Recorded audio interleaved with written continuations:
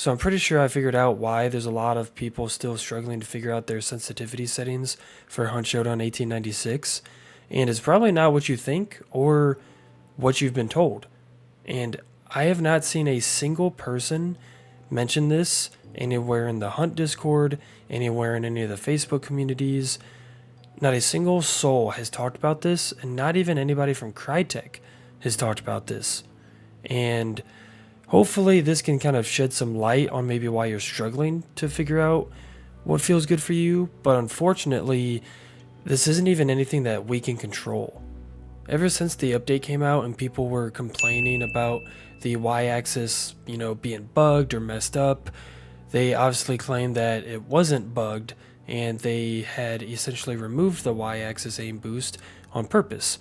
That's what the mods are saying. That's what Scott is saying on Twitter, which I asked him about this and he said we were going to get a toggle for, to basically enable the y-axis aim boost in the settings in the next biggest update or next major update. But I don't think this is true. And the reason for that is because I went back into the patch notes and there's actually something called vertical aim boost limit. And what that does is it gradually reduces your aim boost for the y-axis the more that you're aiming in the y-axis. So as you're kind of basically doing steeper vertical movements, your aim boost is going to become less and less and less. And obviously if you're aiming straight up and down, then you'll have no aim boost. And I've tried reaching out to Scott and Dave Fifield on Twitter to try to get more info about this, like whether there's no aim boost, because that's what they're claiming, is that there's no aim boost for the y-axis. But the patch notes say that there is an aim boost limit for the y-axis. And obviously there can't be a limit if there is no aim boost to begin with. So one or the other is true, and it can't be both. And I'm pretty sure that it's this Y aim boost limit based off the different tests that I kind of did. So I was testing this y-axis aim boost limit thing in the shooting range just to see how it's affecting the aim in certain kind of angles. And I don't have specific degrees of, your axis where it affects the speed by this much or whatever, but you can just clearly see doing this side by side how much faster or slower the aim is depending on the angle that I'm basically flicking back and forth at, because I did do all this too while pushing the right stick all the way up against the edge of the controller, as far as you can go, so that aim boost is essentially fully applied. And that's pretty much the only variable I was making sure I was keeping the same. So I'm not barely pushing the stick at any point, and you can hear that in the video. So we're going to start with basically just going straight up and down, and it's pretty normal, nothing crazy. And I am using the door here, or that doorway, as a center point, as a point of reference for all these kind of flicks, quote unquote. Now that angle wasn't too bad, but you can tell with this slightly more diagonal angle that it's definitely slower. And this one I would say is about the same or even slower, just a little bit though. And all of a sudden it's now at this angle where it wants to kind of speed up and slow down at the same time. It's literally at such a angle where it doesn't kind of know what to do. And then if I'm flicking pretty horizontally but still upwards, it goes really fast. It's actually faster than my normal just horizontal sense. And then I kind of mess around with doing some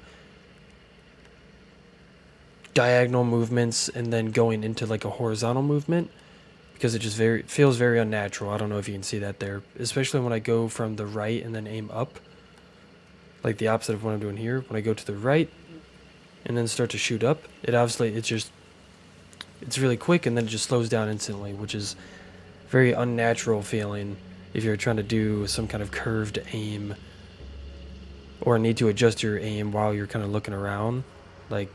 It's super unnatural and feels terrible. But it's all because of this vertical aim boost limit, because it gradually reduces your aim boost to 0. Or at least that's what it says and what it means in the patch notes. So I did another test just to see how the y-axis aim boost limit is like affecting aim. And in this case, I'm just doing two 360s back to back. And as you can see, this first one, we're just doing a normal 360, just a very lateral movement, just spinning directly to the side all the way around twice. And we get somewhere around like 12 something seconds. You'll be able to see the timestamps between these clips. And then I do another double 360, but I'm doing a slight up and down movement, which is obviously like weird. Like, why would you do that if you were just trying to turn straight around? And it's actually faster by like almost a whole second. And for the last one, I do an even steeper up and down, like diagonal movement while doing my 360s, and it's even faster than the previous one. So what does this mean with, doing these 360s? So with that Y aim boost limit, like I said, you're just not getting aim boost, or it's getting gradually brought down to 0 the more vertical of a movement you're doing. So the reason why I'm turning faster is because there is a little bit of aim boost being applied to my y-axis when I'm doing a lateral enough of a movement to where it's not reducing it to 0, which is why it's faster than my x-axis with obviously the aim boost. So I figured I'd just go into Paint to explain this with a little bit of a different graph. These aren't exact values, I have no idea, but you get the idea. So just somewhere in this range, we have no aim boost to the y-axis. Somewhere in here, the aim boost is starting to slowly get applied, but by a very minimal amount, almost not noticeable. And somewhere in here is where the aim boost is like fully applied and it's really fast, but also sometimes feels like it doesn't know what to do. And down here is where it's actually taking the x-axis value and using that for the aim boost, which is why it's slower. So that's going to wrap it up for today's video, and please let me know if you have any more information about this down in the comments, or maybe even if I'm wrong. But I'm just hoping to kind of shed some light on the situation, because for someone that has been very frustrated since the update trying to figure out their settings, I have found settings that work good for me at the moment, but they're still not 100% what I would like them to be, and it still doesn't feel necessarily great. And I just hope this kind of brings some understanding to maybe why it's still feeling that way if you've been messing with your settings and still feel like you can't find anything that works well for you. So please leave a like, subscribe. I appreciate all the support over here, and I'll see you guys in the next one.